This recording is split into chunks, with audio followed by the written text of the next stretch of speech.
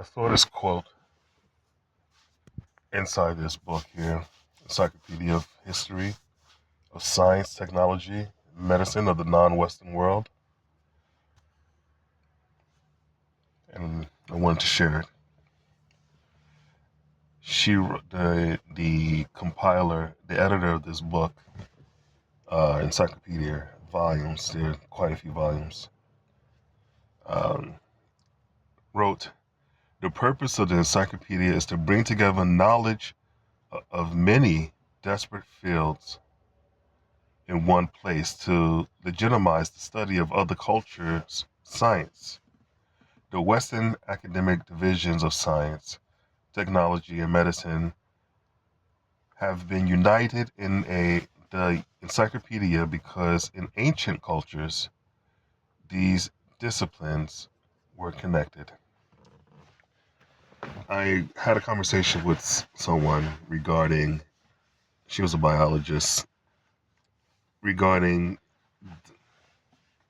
sciences, and my criticism was that it's too compartmentalized. Everyone is a specialist in one thing and knows zero about the other thing. And that's where we're having so much trouble because you're relying on the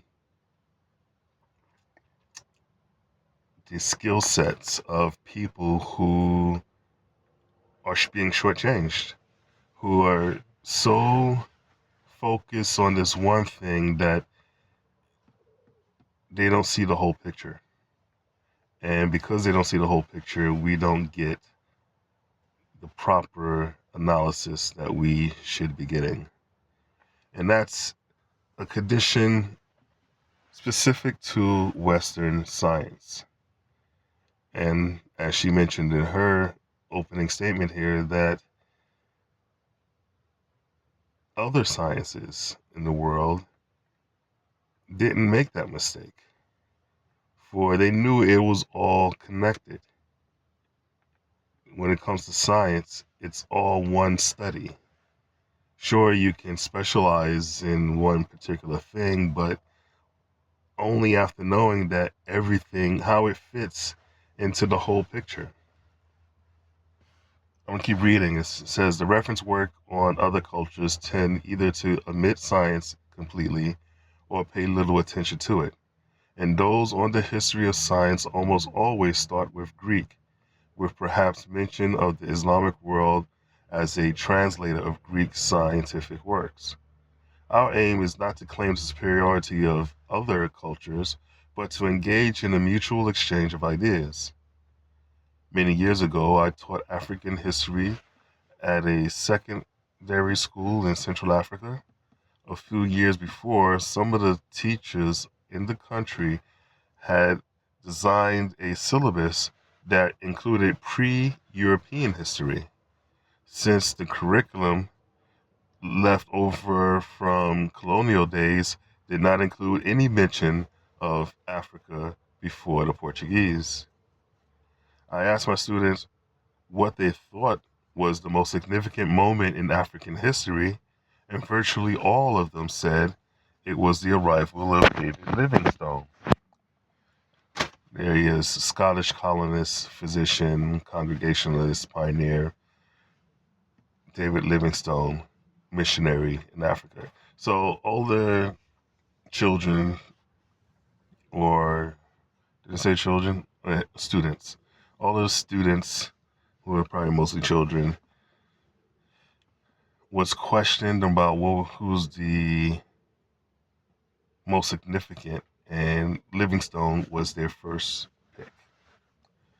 But that's not to be surprised because that's what was left for them. That is the answer that they were supposed to give, that they were taught to give by the colonial powers that established their education, or better, well, education meaning the training of animals, but I think a better word is the indoctrination. So I really, I got a few of these. I'm trying to get some more. Um, I just wanted to. So back to the conversation I was having with the biologist. She said, "Well, what would you call such a science? There was such a study that included everything." And at the time, I didn't really know how to respond. I was like, I mean, it's our existence, right? Call it our existence on Earth. The study of our existence as people, as humans, as Terrans. But now I found after much contemplating, I realized if she asked me that today, I would tell her cosmology, the study, the science that includes everything of humanity and our existence on Terra will be called cosmology. That's what it was called in the past. The order of the universe. This all falls into under the word term cosmology. So if you think about it, someone also asked, what is Moorish science? If someone asked me that today, I will also reply, it is cosmology. Indigenous cosmology, Islamic cosmology, Moorish science is cosmology. That's how I will reply.